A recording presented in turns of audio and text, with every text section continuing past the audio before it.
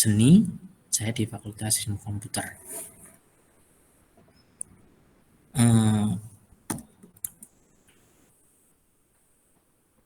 Di mata kuliah hari ini, ya, interaksi manusia dan komputer ini, saya dipercaya di semester ini. Sebelum saya mulai, rumah saya di Tunggul Wulung, Kecamatan Pandaan. Yang makanya tadi ada yang rumahnya Pandaan pasti tahu. Ya. Atau sudah pernah lihat saya mungkin? Yang ikut Mahagana pasti tahu ke saya ya. Di sini ada yang ikut Mahagana? Saya, Pak. Andika. Pernah lihat saya berarti ya? Iya, Pak. Oke. Jadi saya pernah hadir ya di acara Mahagana. Pelantikan ya kalau nggak salah kemarin ya. Di rumah saya di Tunggul Wulung, Pandaan. Jadi kalau mau konsultasi, monggo ke rumah, boleh.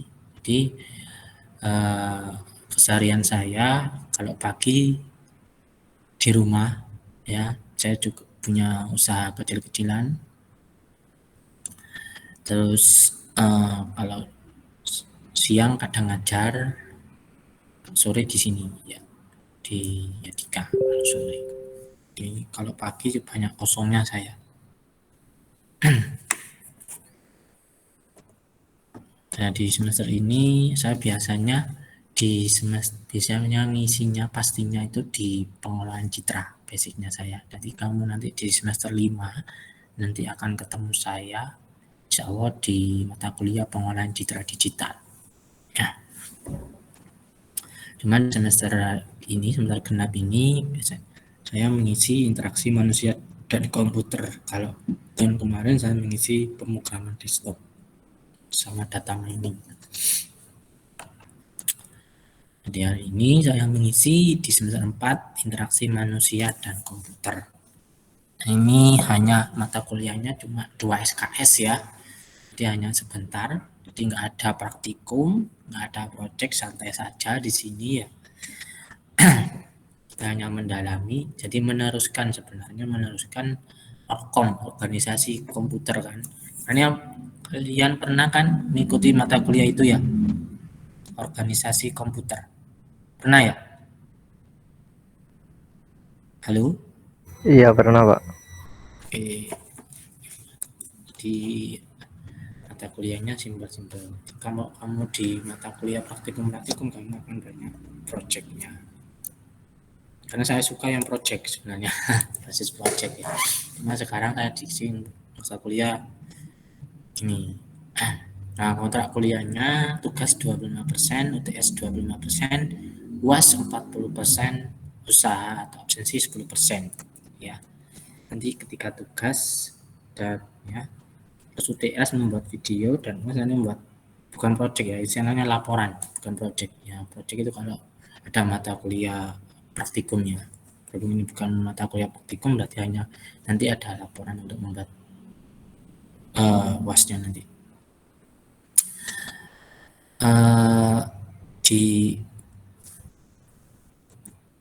Di sini kontrak kuliahnya bisa disetujui ya sebelum saya lanjut ke materi. Halo? Iya, Pak. Iya, Pak. Bisa, Pak. Di tugas semuanya nanti di Google Classroom, via Google Classroom ya. Tidak ngirim lewat email, tidak ngirim lewat WA, semuanya via Google Classroom. Tugas-tugas ya.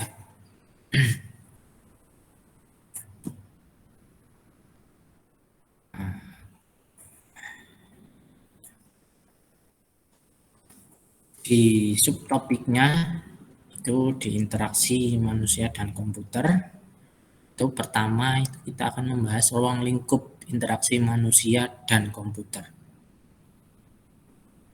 Kenapa sih kita perlu mempelajari mata kuliah interaksi manusia dan komputer? Ada yang tahu?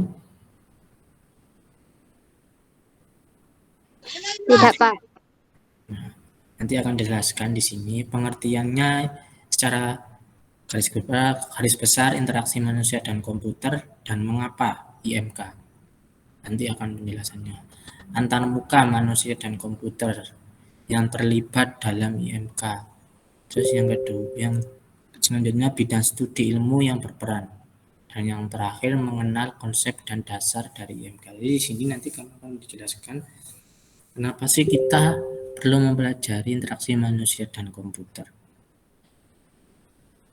Jadi komputer bisa jalan itu karena ada interaksi dari manusia secara logika, gamblangnya ya.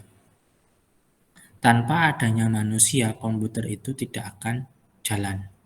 Ya, komputer itu tidak akan jalan. Namun komputer bisa jalan. Manusia interaksinya juga harus memenuhi ya. Jadi misal komputer bisa menulis ya A B C D, bisa menulis ya, bisa memprogram ya, bisa membuat gambar, bisa membuat teks ya, bisa membuat audio dan video. Itu tanpa bantuan manusia itu tidak akan bisa ya. Ini manusia pun sama. Kalau manusianya belum bisa menguasai salah satu dari tool tadi, semua ilmu komputer itu banyak jenisnya ya, banyak. Tidak semua orang informatik itu bisa semuanya, tidak semuanya. Ya. Karena itu tergantung interaksinya antara manusia dengan komputer, interaksinya seperti apa. Yang baru masuk ini. Jadi nggak bisa disamaratakan. Kalau sama orang awam, oh kamu kuliah apa? Informatika, berarti kamu dianggap bisa ini, bisa membuat desain, membuat ini, membuat program, ya. Setelah itu mengerti service, mengerti ini, semuanya dianggap bisa semuanya. Padahal kamu harus di manusia manusia itu ada batasnya, tidak, karena di ilmu komputer itu banyak jenisnya ya. Ilmu komputer itu tidak semuanya melulu itu kamu harus bisa semuanya ya. Jadi kamu harus bisa menguasai salah satunya. Kalau kamu tidak bisa menonjolkan salah satu saja, ya tadi dianggap kamu belum bisa menguasai komputer. Jadi kalau kamu bisa menunjukkan salah satu saja dari skill yang ada di dalam ilmu komputer, ya kamu dianggap bisa. Tapi kalau kamu tidak, jadi istilahnya interaksi manusia dan komputer tujuannya untuk itu, supaya orang di luar sana yang tidak tahu komputer seperti apa, itu bisa mengetahui, oh kamu basicnya itu di sini tujuannya. Kamu tuh, dan kamu juga bisa tahu, oh basicnya saya di program, oh basicnya saya di desain, oh basicnya saya di mana, data science ya, data science ya, oh basicnya saya di big data data analis, basicnya saya di sistem informasi misalkan, macam-macam ya, banyak cabang-cabangnya itu. Jadi kamu harus bisa menguasai salah satu saja dan kamu dalami benar-benar, bisa menguasai di network engineer ya, di bidang security network ya, yang suka dunia security ya, yang biasa nge-crack hacking ya, itu misalkan itu yang seperti kelas kamu, ada yang menjadi network engineer, ada yang jadi programmer, ada yang menjadi di bidang bagian IT-nya di perusahaan, ada yang seperti itu, atau bisa membuka lapangan kerja sendiri di bidang desain. Misalkan kamu suka desain, misalkan suka editing video, atau bisa menjadi YouTuber ya misalnya. Dan itu semuanya itu terjadi karena adanya interaksi manusia dan komputer. Ya itu tadi. Jadi tujuannya kamu belajar interaksi manusia dan komputer itu tujuan awalnya. Supaya kamu bisa mengetahui, oh basicnya saya nanti di sini, saya harus bisa mendalami ini. Jika saya suka di mata kuliah ini, saya harus dalami benar-benar. Bukan berarti semuanya kamu tinggalkan, bukan berarti seperti itu ya. Kamu untuk apa diketahui semuanya? Oh, ketika ditanya orang kan anggapannya kan orang di luar sana, oh bisa semuanya. Padahal ya tidak. Ya kamu bisa menjelaskan sedikit secara garis besar nantinya itu seperti itu. Bisa dipahami? Bisa, Pak. Bisa, Pak. Jadi, dan ini selanjutnya ruang lingkupnya. Interaksi merupakan hubungan yang terjadi atau terbentuk antara user dan komputer dalam bidang teknologi melalui unit masukan atau keluar interface. Ya. Interaksi membantu manusia apa yang terjadi antara user dan sistem komputer. Ya. Sistem interaksinya menerjemahkan antara apa yang diinginkan oleh user terhadap sistem yang ada. Ini jelas kan? Jadi yang seperti yang saya jelaskan, hubungan antara user dan komputer dijembatani oleh antarmuka pengguna user interface. Jadi ada interface-nya nanti.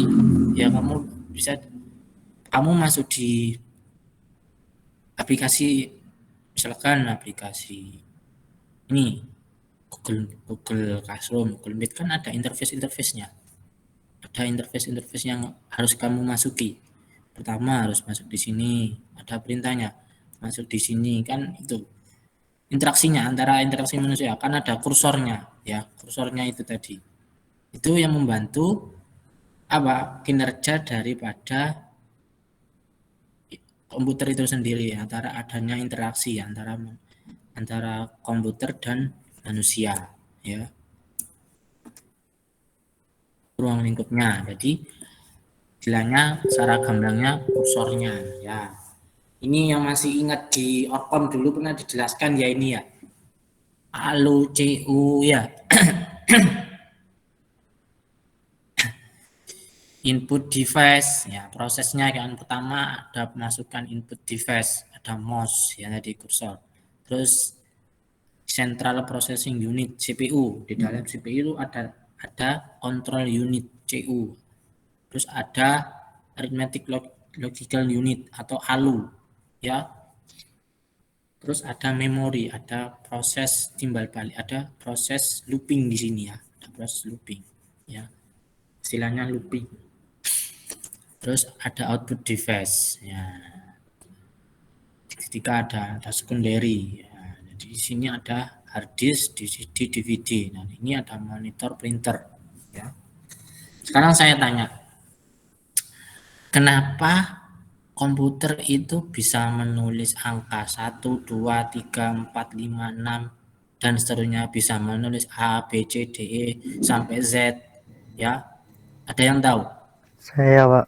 Karena kode Ya, ASCII. kode ASCII. Oke. Ada yang lain? Ada yang lain?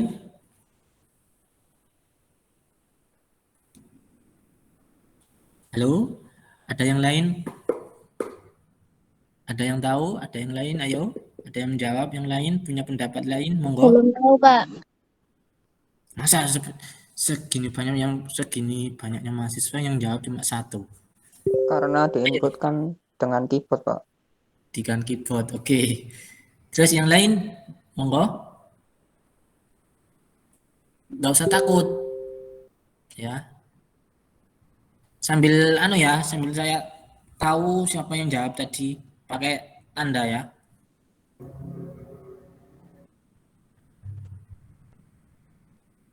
Siapa lagi?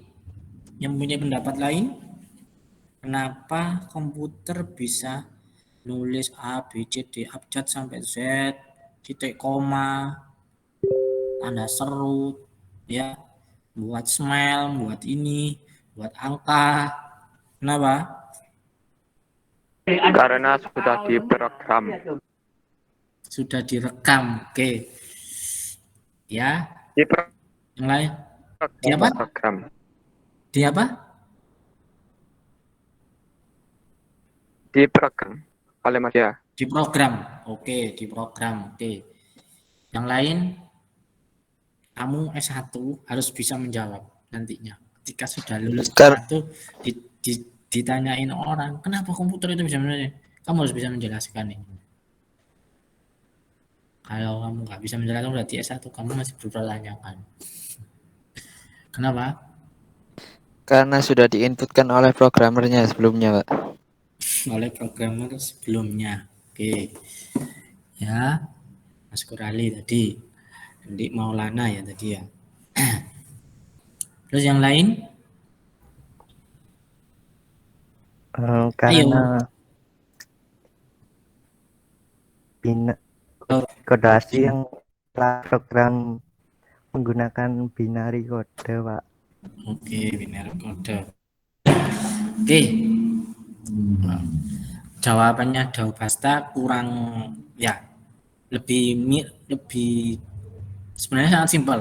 Cuma ada yang tahu kode ASCII itu apa, Rek? Ada yang tahu nggak? Selain Dao Basta. Dao Basta ada yang tahu nggak yang lain? Kode ASCII itu apa? Halo? Masa Dao Basta atau yang tahu ini? Halo? Sebenarnya sangat simpel jawabannya. Kenapa komputer itu bisa menulis A, B, C, D, E sampai Z? Karena komputer hanya bisa membaca angka 0 dan 1. Sangat simpel sekali. Jawabannya itu. Karena komputer itu hanya bisa menulis angka 0 dan 1. Ya. Dari angka 0 dan 1 itu berupa bilangan biner ya. Ya. Berupa bilangan biner kan? Ya. Tadi kamu Dao Basta kan bisa ngomong bilangan biner ya.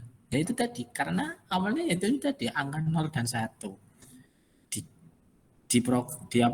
Diolah oleh CPU tadi, control unit, arithmetic logic ya.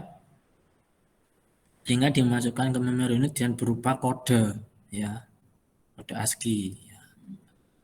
Kalau ada bilangan biner, ada bilangan apa? Desimal, heksa ya itu kan. Kalau menulis huruf A itu apa, seperti apa kan ada ASCII, ada tingkatannya kan kode-kode itu ya. Banyak kan ya jenisnya. Enggak hanya ASCII ya, banyak ya. Itu di Orkom pernah diajari kan itu ya. Pernah kan ya? Pernah atau belum? Belum. Oke, nanti kita ulang lagi, kita dalami lagi aja. Seperti apa itu kenapa manusia masa belum dijelaskan di Orkom ya. Jadi kamu ketika nanti udah lulus ditanya atau sebelum lulus ini ditanya oleh orang, kenapa sih komputer ini bisa menulis habis, padahal itu kan antara ada interaksi manusia tetap kan ya, interaksi manusia dan komputer. Kenapa awalnya A, B, C, D, E, F, G itu bisa ditulis? Ya karena tadi. Karena hanya komputer itu hanya bisa membaca angka 0 dan 1. Berupa bilangan biner. Dari bilangan biner itu dikonversikan. Ya, berupa kode ASCII tadi. Kamu lebih, kurang, ya sudah lebih mendekati benar. Pasti. Cuma orang gak tahu apa bilangan ASCII kok, apa ASCII itu tadi, kode ASCII itu tadi, kan ada yang nggak tahu ya. Tapi kalau bilangan biner angka 0 dan 1 pasti orang mudah untuk memahami ya. Jadi awalnya yaitu tadi angka 0 dan 1. Nanti akan saya ceritakan lebih detail di situ. Nah, di mata kuliah ini juga saya akan detailkan lagi ya, kita dalami lagi. Nah, bisa dipahami ya? Sampai sini bisa dipahami? Bisa, Pak. Bisa, Pak. Intinya kamu ketika ditanya oleh orang, kenapa mau? Itu pertanyaan sangat simpel ya. Harus bisa menjawabnya. Jadi pertama, di input output dari proses programming itu ada di sini, di CPU ini, control unit arithmetic logic.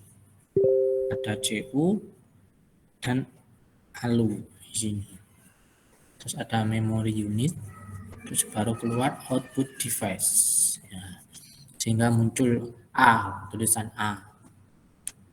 B, tulisan B di situ. Munculnya di monitor ya. Outputnya di monitor. Jika nyetak itu sama ya.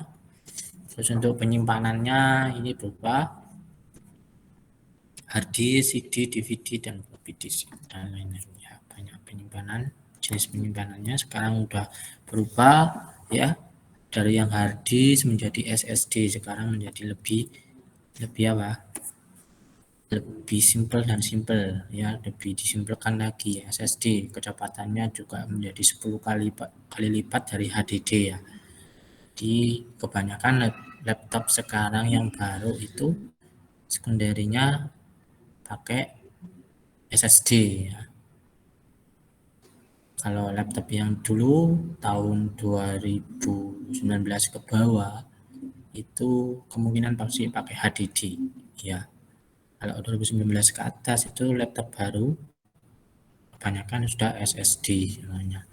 Jadi kenapa SSD juga sekarang lebih murah harganya, nggak seperti dulu. SSD dulu 500 GB itu mencapai 1,5 juta sampai 2 juta. Sekarang dari 1 juta udah dapat ya.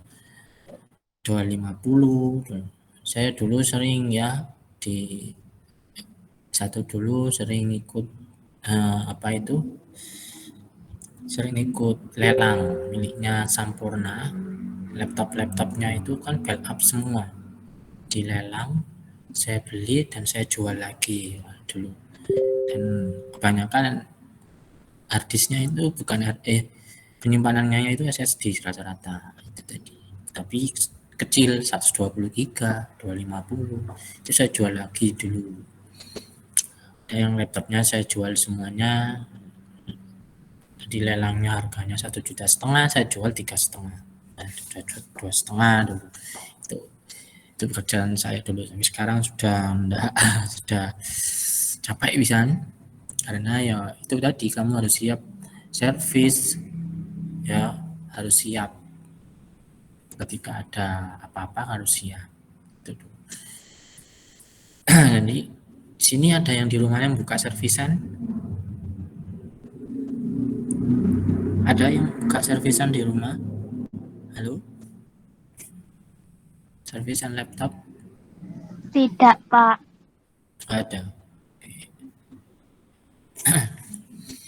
Karena ya itu tadi, sekarang kan kita harus servisan laptop itu jarang orang ya meminati, tapi itu kalau kita dalami ya lumayan ya. Boilernya saja itu ya mahal, ada yang sampai 25 juta, ada yang 15 juta, itu ada yang 5 juta juga. Untuk sekolah ada sekolahnya, misalkan pelatihan, bukan sekolah ya, pelatihannya itu kamu bisa dalami di situ ketika kamu bisa ingin mendalami di periferalnya atau di itu di servisan ya. Jika ada laptop, saya dulu itu ketika masih muda-muda, masih apa ya, masih semangatnya dulu. Sekarang ya tetap semangat, cuman nggak seperti dulu ya. Jadi ada masanya. Jadi masih umur 19 20 itu semangatnya ya, kamu harus gali terus ilmu itu supaya kamu banyak pengalaman, banyak istilahnya itu banyak pengetahuan ya. Ketika udah lulus ya, misalkan udah berkeluarga, kamu udah siap ya, terjun ke masyarakat sudah siap.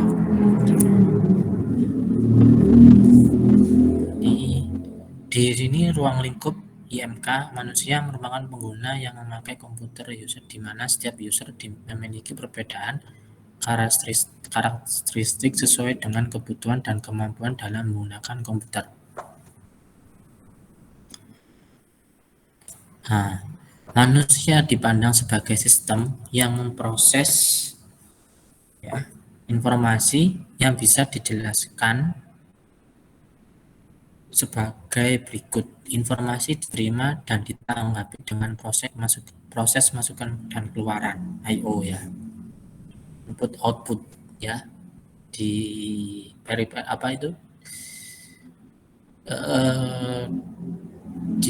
kalau komputer I/O-nya kan ada berupa kabel ya, kabel power ya, terus berupa itu di dalamnya ada input outputnya berupa kabel data di dalamnya ya, untuk inputannya ya, terus outputnya berupa kabel tadi, kabel VGA.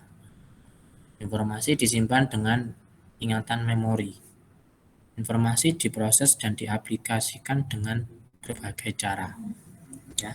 Jadi pertama, informasi diproses, masukkan dan keluarkan dengan I/O ya, input dan output ya, melalui kabel, dan informasi tersebut disimpan di dalam ingatan memori.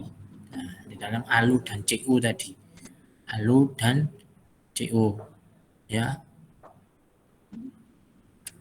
ALU, nanti ALU itu apa, masih ingat di Orkom kan pernah dijelaskan ALU itu apa, CU itu apa, masih ingat Orkom kan ada penjelasannya tentang ALU, CU ya. Halo, CU itu apa, masih ingat? Apa Hasta coba CU control unit. CU control unit itu yang memberi arahan kendali. Kalau ALU ini yang outputnya ya. Dia terdapat pada apa? Perangkat apa? CPU. Perangkat CPU. CPU apa? Pada Singkatannya. prosesor ya, prosesor kan ya, bukan CPU. CPU itu ya prosesor tadi ya. Sebenarnya CPU itu bukan CPU yang besar itu ya, itu prosesor. Ya, prosesor. Di dalam prosesor itu ada ALU dan CU tadi ya.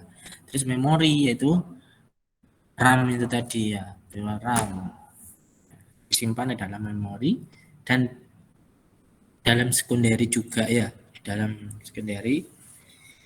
Jadi ada memori sementara dan memori apa istilahnya? Masih ingat? Halo? Masih ingat? Iya. Kalau hard disk itu apa? Memori RAM itu apa? Kalau hard disk ROM, kalau RAM. Oke.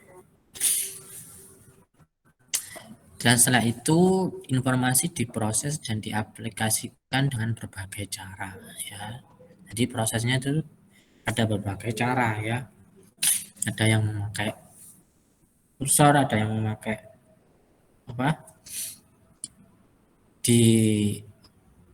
diaplikasikan melalui aplikasi ya, dan menampilkan sehingga muncul tampilan nantinya. Semua program juga sama ya, dari program. Jadi logikanya dari situ. Proses memasukkan dan pengeluaran terjadi pada manusia merupakan suatu vision atau pandangan dan alat fisik yang digunakan untuk hal-hal tersebut adalah mata. Jadi prosesor yang kamu tahu apa? Yang prosesor yang kamu tahu? Kamu harus Intel ya. Sekarang Intel itu sudah apa ya? Udah generasi 11. Generasi 11. Iya. Lebih sekarang dia turun pamornya ya. Pamornya kan turun sekarang Intel ya. Tahu kenapa? Karena kalau zaman dulu yang tahu Intel ya. Sekarang yang lagi Ryzen ya, yaitu AMD ya. Kenapa dia kok di Intel itu pamornya turun sekarang? Di Intel trade-nya sedikit, Pak. Ya, setelah itu Intel nggak mau berkembang, nggak mau mengembangkan. Dia lambat pengembangannya. Contohnya apa? Dulu Intel bisa pamornya tinggi karena dia bekerja sama dengan Apple, MacBook ya. Jadi dia awalnya bisa bergandengan dengan MacBook, dengan Apple. Apple kebanyakan dia pakai Intel dulu ya. Ya kan? Ya. Nah, namun MacBook sekarang sudah bisa membuat sendiri. Ya, sudah bisa membuat sendiri. Kenapa Mas Kurali?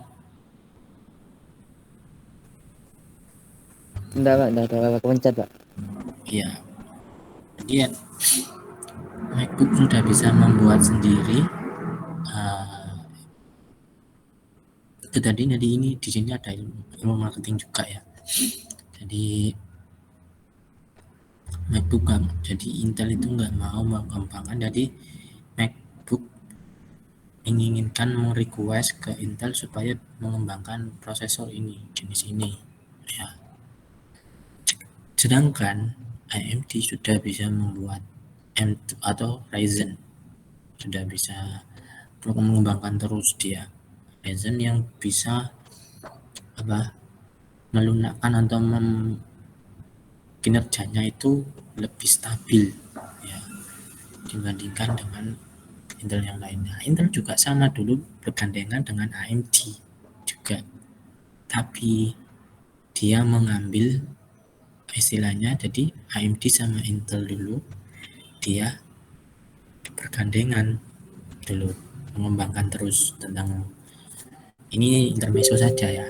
Nah, jadi perkembangan terus gandengan terus, ketika itu dia memutuskan dia bisa sendiri, baru dia keluar membuat sendiri Intel tadi.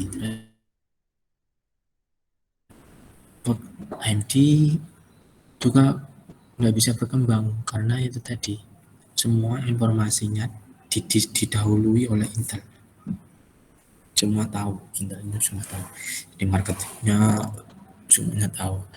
Dan setelah itu Intel bergandengan dengan MacBook. Dengan MacBook, nah, jika sudah nyaman di zona nyaman Intel, sedangkan AMD ini terus mengembangkan terus sehingga dia bisa membuatkan Ryzen tadi yang berjenis M2 di dalamnya ada. Nah, MacBook ini ingin request suruh membuatkan prosesor berjenis M2 tadi. Nah, si Intel nggak mau, dia sudah nyaman, dia nggak mau mengembangkan. Akhirnya MacBook membuat sendiri, mencoba dengan membuat M2 tadi yang jenisnya hampir mirip dengan Ryzen. Ya, setelah itu Intel pamornya kalah dengan AMD. Akhirnya sekarang komputer-komputer yang berjenis Intel itu sekarang murahnya ya, hancur harganya ya. Udah pada tahu ya?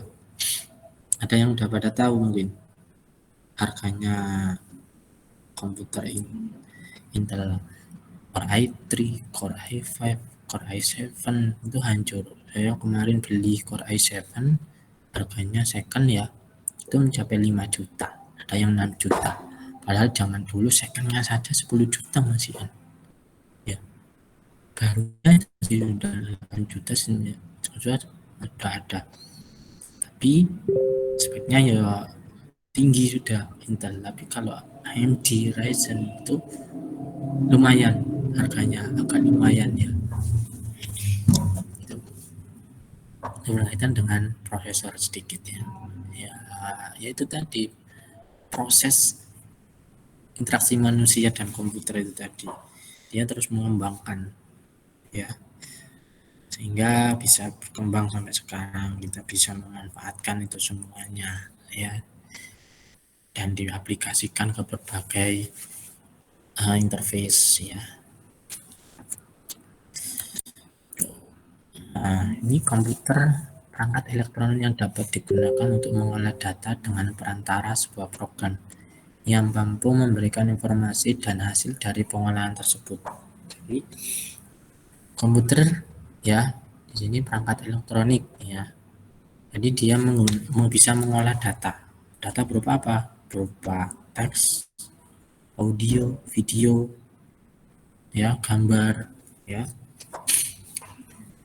Kamu nanti juga berhubungan dengan ini, kamu pelajari, kamu bisa mengolah apa?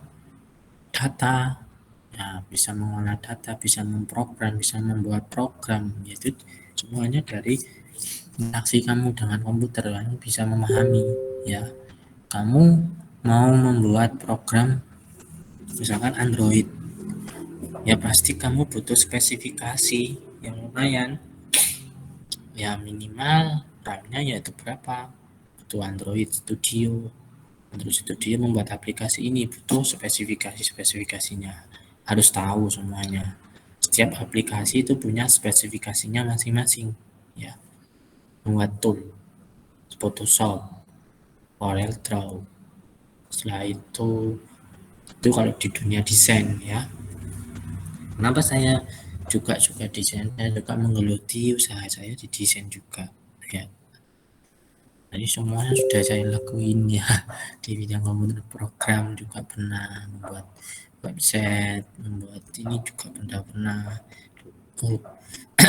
Jadi udah punya pengalaman. Jadi network engineer juga punya, dari teknisi jaringan juga pernah. Karena komputer perangkat kita harus bisa tahu ya, buat pengetahuan juga, buat pengalaman.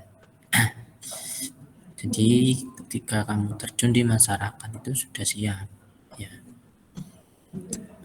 Jadi semua komputer, di dalam komputer itu semuanya ya kita harus tahu spesifikasinya masing-masing. Kalau spesifikasinya alat jaringan ya kita harus tahu spesifikasi jaringan seperti apa. Ke aplikasi desain ya kita harus tahu spesifikasinya, jenisnya seperti apa. Kalau kita untuk mengoptimalkan ya kinerjanya juga nantinya, sehingga pengolahan datanya itu memperoleh hasil yang maksimal. Kalau kamu mengetahui setengah-setengah ya kamu nanti misal kamu membuat nanti disuruh membuat tugas Corel apa itu Android ya, membuat Android, kamu membuatnya dengan komputer dual core, RAM-nya 2 GB ya nggak matu. RAM 4 GB aja sudah kembut ya, kamu pakai 2 GB ya, itu tadi dia harus upgrade terus info apa spesifikasinya ya. Gimana caranya? Nanti saya juga awal dulu masuk di sini komputer saya masih ya generasi ketiga lah. Saya baru punya sekarang Ryzen, komputer saya Ryzen 7 ya, baru tahun ini bisa punya ya. Dulu saya juga dari nol punya Intel Celeron pernah. Habis itu beli ya itu jual beli komputer, jual beli laptop. Akhirnya yang bagus saya ambil, saya modifikasi sendiri. Ketika mengerjakan tugas buat program itu kita udah siap. Jadi caranya ya kita mensiasati kita mensiasati. Nah, sekarang saya udah jadi dosen ya harus spesifikasinya ya harus mumpuni supaya bisa masuk di semua lini ya. Ketika disuruh ngajar ini ini sudah siap ya, nggak mungkin kalau ketika kamu masuk disuruh ngajar ya itu tadi pengolahan citra, saya menggunakan MATLAB, roknya mini, RAM-nya ya 4 GB, itu pun kembut-kembut ya, dengan bantuan SSD. Saya siasati dengan SSD karena SSD kinerjanya nggak butuh itu ya butuh kinerja tapi nggak besar ya, karena 10 kali lipatnya hard disk kecepatannya, jadi dia lebih cepat kinerjanya.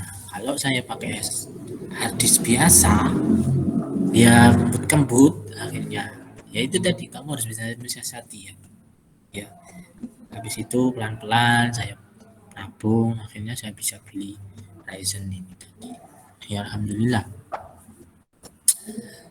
Iya, saya beli ini juga melalui itu lihat riset.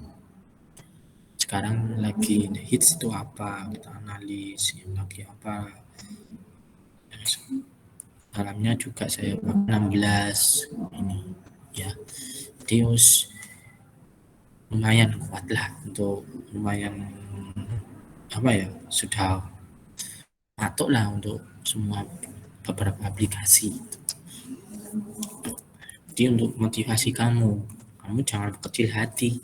Kamu punya laptop atau komputer spesifikasinya masih pas-pasan ya, itu kamu manfaatkan ketika kamu nggak sambil nabung.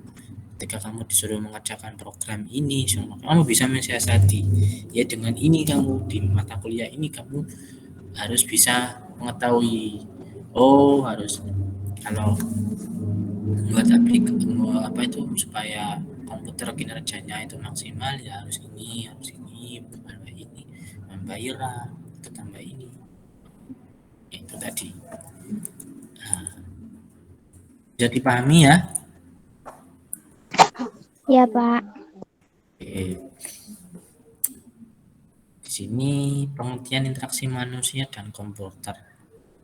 Interaksi manusia dan komputer merupakan komunikasi dua arah antara pengguna user dengan sistem komputer yang saling mendukung untuk mencapai suatu tujuan tertentu.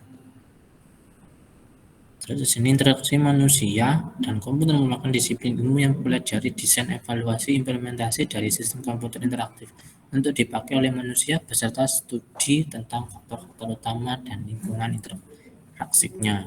Ini pengertiannya. Komunikasi dua arah. Ya, untuk mencapai suatu tujuan tertentu. Yaitu tujuannya apa? Untuk mendeteksi gambar, untuk mendeteksi apa? Untuk mengolah data. Tujuannya ada beberapa tujuan, untuk mengolah data, untuk mengolah angka ya, itu. Jadi interaksi manusia dan komputer, jadi supaya semua itu untuk mendukung capai semua tujuan itu tentunya dengan mengikuti syarat dan ketentuan itu tadi. Syarat dan ketentuan itu tetap berlaku. Enggak semuanya komputer itu bisa menangani semuanya. Ya. Tentunya ada syarat dan ketentuan tadi, spesifikasinya yang mendukung itu tadi harus sesuai dengan apa yang ada di situ. Ya, setiap aplikasi kan punya spesifikasinya minimalnya. Ya kan? Pasti tahu ya. Sih di sini ada nggak yang masih belum punya laptop atau komputer di rumah? Ada nggak? Semuanya punya ya? Ada yang nggak punya, Pak. Ada yang nggak punya? Iya ada Pak. Oke. Yang nggak punya ya diusahakan ya sambil menabung. Saya dulu juga sama, ketika S1 juga belum punya komputer ya, belum punya laptop awal masuk kuliah.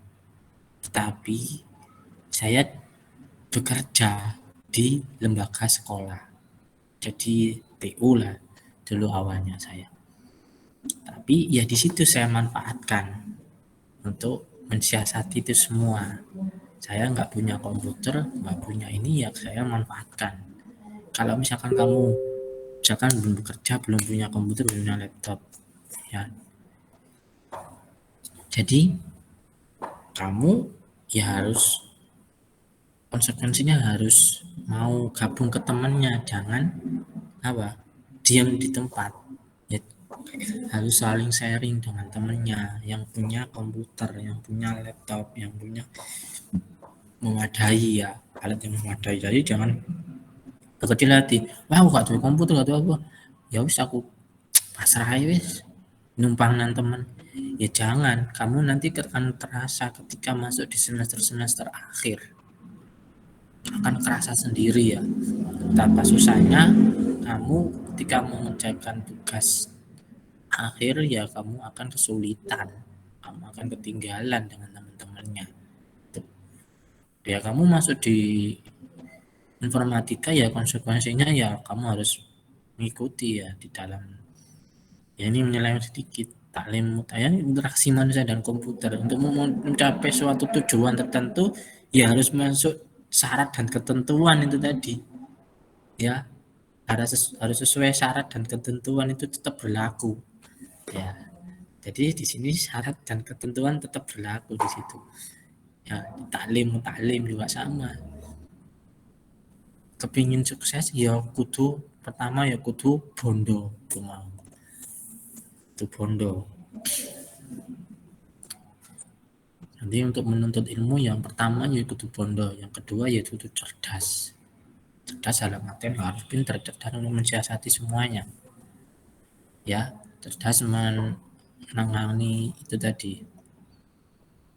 Yang ketiga harus putus asa tadi, terus try error. Sesuai orang informatika, try error, gagal ya coba lagi, terus itu try error terus. Itu tipenya orang informatika. Kalau gagal melempem ya berarti komputernya masih dipertanyakan, ya. Jadi kamu mumpung masih semester 4, masih hangat-hangatnya, ya kamu harus ya mulai sekarang nabung lah ke yang nggak punya laptop, atau ya konsekuensinya sering sharing dengan temannya. Saya dulu juga sama, punya laptop itu baru punya ya semester akhir, ya semester 5, ketika kuliah ya saya numpang ke teman-teman, ya itu sama ya itu tadi, ngerjakan di sekolah, ambil kerja itu tadi, usaha. Jadi semuanya itu diawali dari nol, dari bawah ya. Jadi ya harus mengikuti alurnya dari nol gitu. Jadi di interaksi manusia dan komputer ini kamu harus bisa, yaitu tadi, memahami, bisa mensiasati di skala lini komputer itu. Intinya di situ. Nah, di sini prinsip kerja sistem komputer. User memberi perintah pada komputer dan komputer mencetak atau menulis tanggapan pada layar tampilan. Di prinsip kerjanya, komputer bekerja sesuai dengan instruksi yang diberikan oleh pengguna. Kalau instruksinya sesuai, ya instruksinya akan berjalan dengan normal, ya. Kalau instruksinya nggak sesuai, pasti ada error atau tampilannya atau gimana nanti itu tadi. Jadi prinsipnya itu pertama memberikan perintah pada komputer, ya, dan komputer bisa mencetak atau menulis tanggapan dari layar tampilan. Yang kedua, komputer bisa bekerja sesuai instruksi yang diberikan oleh pengguna. Kamu menggunakan instruksinya, kamu mau mengolah angka, membuka Excel, ya. Jika kamu bisa melakukan pengolahan angka itu, ya ini paling mudah ya pengolahan, belum masuk program beda lagi. Yaitu tadi kalau kamu tanpa memakai rumus, ya kamu menghitungnya manual. Jadi komputernya jadi manual. Padahal komputer tujuannya itu apa? Untuk apa? Untuk memudahkan kinerja manusia. Kalau kamu nggak tahu rumusnya, nggak tahu istilahnya perintahnya, ya kamu tidak akan bisa menyelesaikan dengan cepat. Berarti kamu ya sama saja kamu nggak menggunakan komputer manual, ya. Tuh, contohnya sekelumit ya. Nah, jadi sesuai instruksi. Kalau instruksinya manual, iya itu manual hasilnya. Kalau instruksinya sudah ada dan mengikuti ketentuan yang ada di dalam komputer, ya akan hasilnya lebih maksimal. Itu bisa memudahkan, bisa memaksimalkan kinerja komputer tersebut, ya. Pertanyaan sampai sini? Pertanyaan? Ya.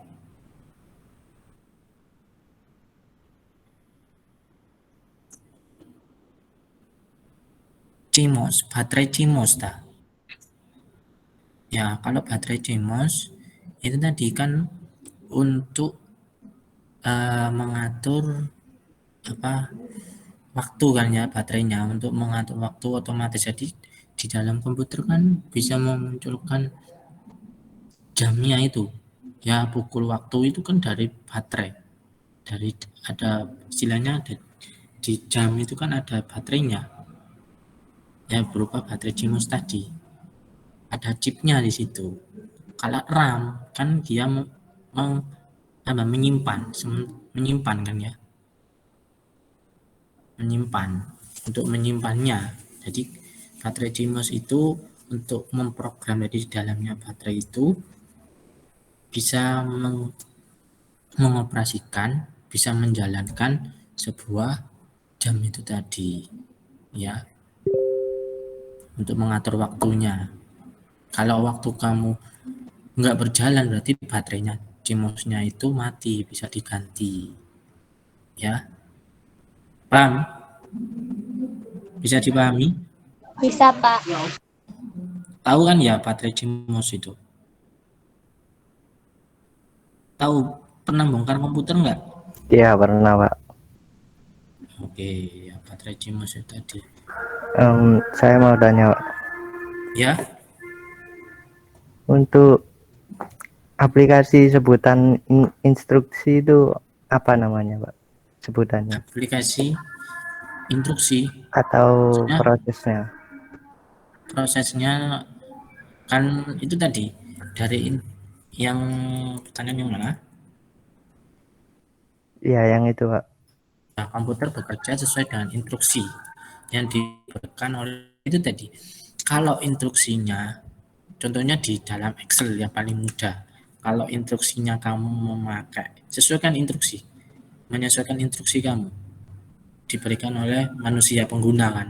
Ya, kalau instruksinya Maksudnya nama programnya atau bawaannya dari komputer Pak? Apa namanya Pak? bawaannya, Iya. maksudnya bawaannya dari Misal, komputer. misal kita mencet A ya. Kita mencet A itu tampil di komputer. Lalu kita menuliskan instruksi itu bagaimana bisa Oh, iya iya iya. agak Jadi rumit. agak rumit, tapi itu nanti saya akan bahas lebih dalam ya, lebih dalam di pertemuan selanjutnya. Itu tadi awalnya kan kita kenapa sih manusia komputer itu bisa menulis angka A B C D E F G itu bisa dengan benar, dengan tepat, ya. Itu ya itu tadi karena awalnya dia bisa menulis angka 0 dan 1, ya. Dari angka 0 dan 1 itu tadi ada bahasa yang namanya assembling ya, atau assembler. Ya, bahasa mesin di situ. Jadi kan komputer itu bisa bekerja itu karena dia memahami bahasa mesin, yaitu bahasa angka biner tadi. Dari angka biner itu berupa di program ke dalam sebuah CPU tadi. Ya, di CPU tadi kan ada halu dan CU tadi. Ya, nanti akan saya jelaskan lebih detail. Nah, seperti apa? Kalau itu secara kalau lebih dalam lagi ya ada lanjutan yang nggak selesai hari ini ya. Nanti akan saya jelaskan lebih detail dari mana awalnya komputer itu bisa menulis itu masuk di mana. Ada saya videonya nanti saya terangkan, ada videonya. Pernah saya sudah pernah buat untuk itu awalnya itu gini, terus masuk di keyboard, setelah itu masuk di sini ada perjalanannya banyak ya. Pernah, jadi saya pernah membuatnya itu dulu di pelajaran. Saya pernah ngajar Orcom juga kemarin, jadi saya pahami dikit-dikit tentang komputer itu bisa membaca angka 0 dan 1 awalnya. Pokoknya secara garis besar itu tadi sesuai instruksi.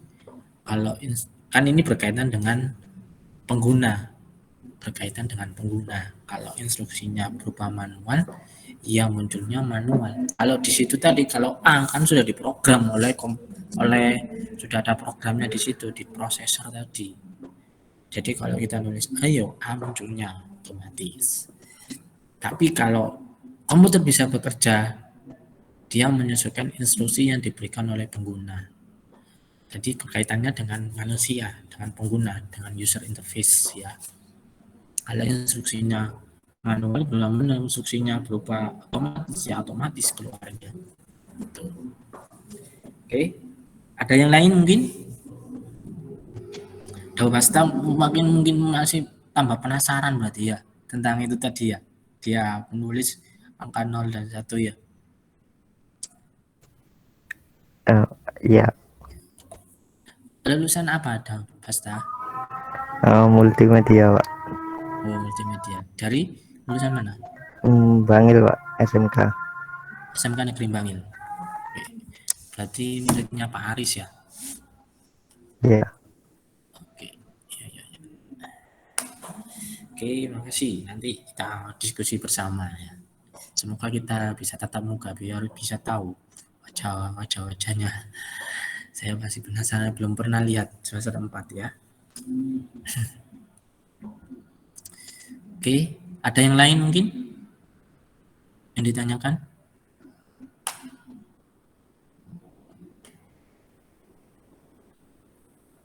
Halo, ada pertanyaan? Oh ya, untuk absennya di sini sudah hafal semua email Steamik. Karena nanti absennya harus pakai email Steamik. Insya Allah Pak. Ya, oke. Kalau misalkan nanti tidak bisa ya nanti sambil saya absen lagi aja ya. Ini Muhammad Azmi Auladi ada? Azmi? Enggak ada ya? Firman Dwi Rusbiantoro? Firman? Ada Pak. Oke. Karisma Eka?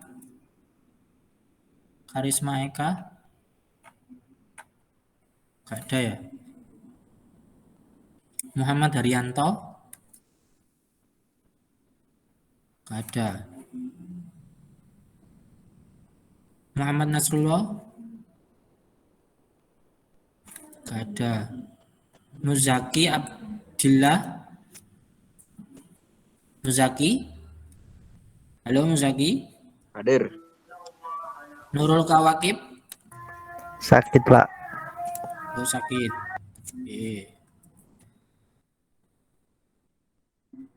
Nurul Kawakib sakit. Pak, mohon maaf, Karisma Eka sakit, Pak. Karisma Eka sakit.